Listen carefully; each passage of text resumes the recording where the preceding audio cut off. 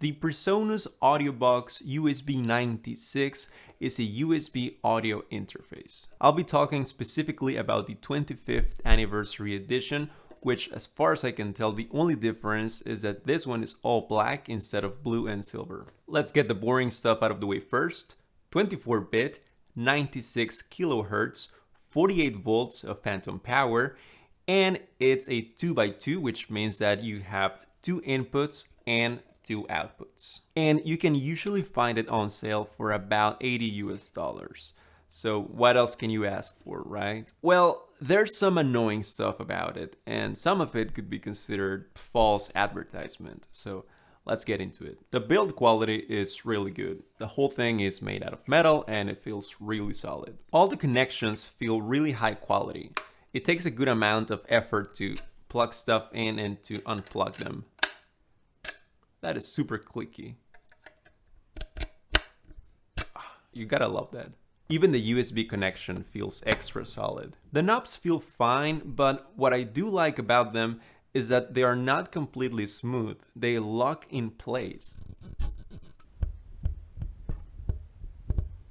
At first I thought, well, that's not going to be as precise, but it's actually very useful. When I'm tracking guitar or bass and then I move on to something else, sometimes I need to come back and re-record something. And with a smooth gain knob, it's practically impossible to get the exact same level you had previously. But here, let's say that I know I'm tracking 2 positions before 3 o'clock. I can just go back to that exact same setting. With all of that out of the way, how does it sound? It sounds fine. You're hearing it right now. I do think the preamps are a little bit noisy. That's something that can be fixed by using an external preamplifier.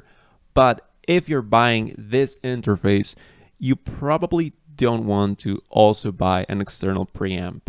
Speaking of the preamps, these do some weird stuff. Whenever you increase the gain, it's normal to get more noise in your signal. But with this interface, if you're increasing the gain, there's a point in which the noise jumps up dramatically. So much so that the signal becomes pretty much unusable unless you have like a really low level input. Check it out.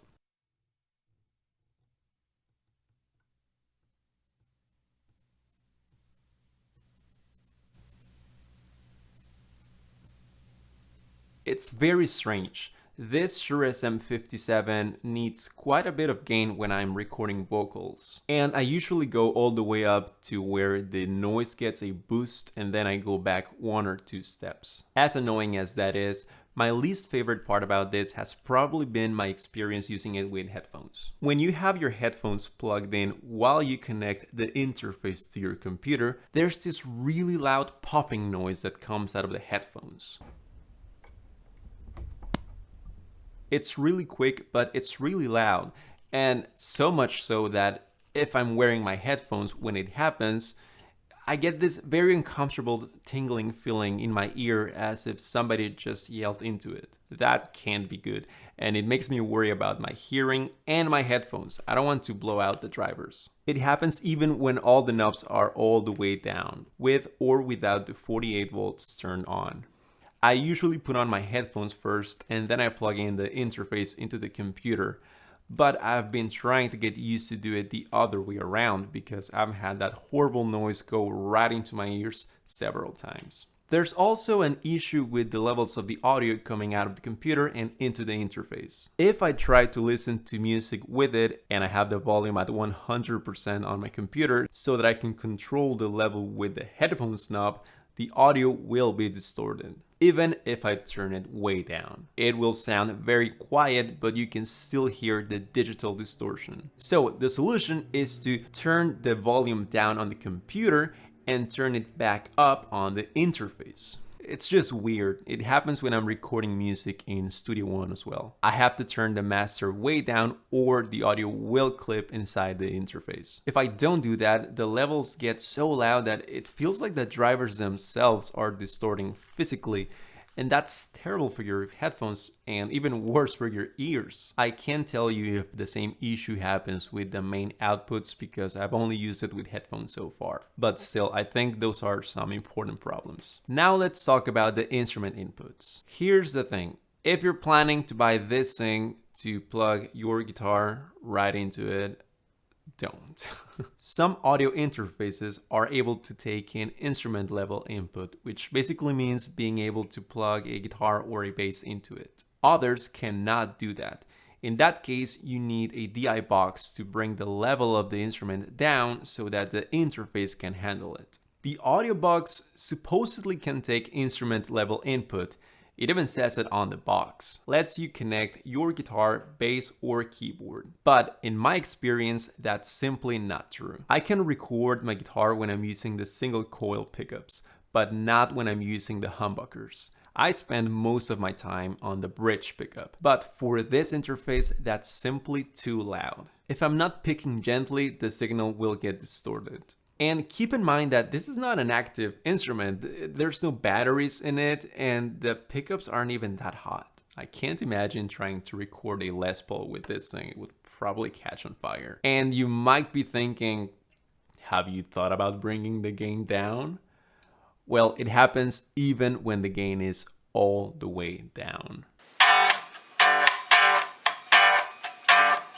Yeah, it makes no sense. You can boost the level further if you want, but at that point it becomes how much distortion do you want? Just unusable or a war crime? So I guess now I need a DI box, which is bullshit. And I never thought I would be complaining about this on an audio interface, but the ergonomics are not really good. You can't really pick it up with one hand. I mean, you can, but it's difficult.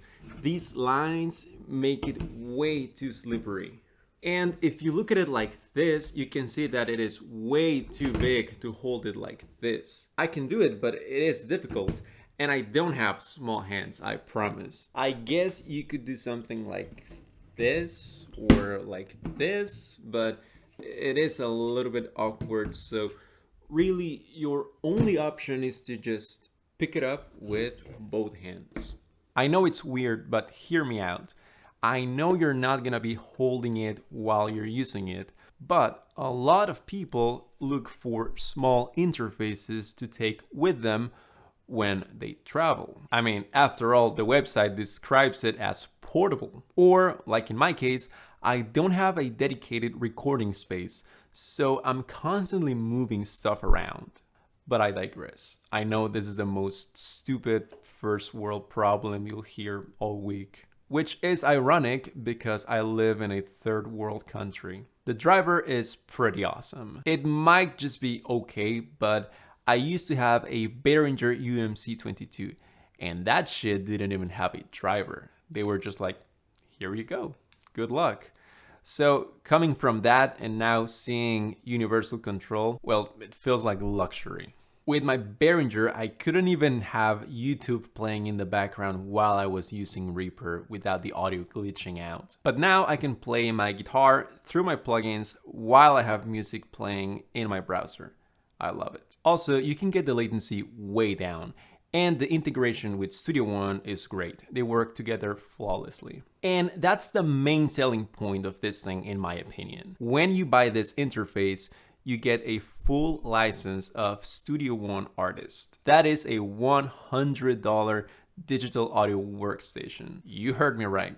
Currently, the software that comes free with this package is more expensive than the package. That's actually why I bought this thing. I wanted to buy Studio One Artist, and then I realized that I could also get an interface for the same price. Presonus, you crazy bastards. And I don't want this to start sounding like a commercial, but there's more. It includes a bunch of plugins that are actually really good. They call it the Studio Magic software suite. You can go to the website and see which plugins they include, but the value you get is very impressive. They have some legit plugins from some major plugin companies. Rock Rack alone is such a cool thing to get for free.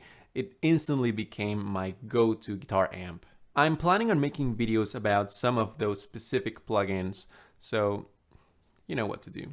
And guess what? I'm not f***ing done.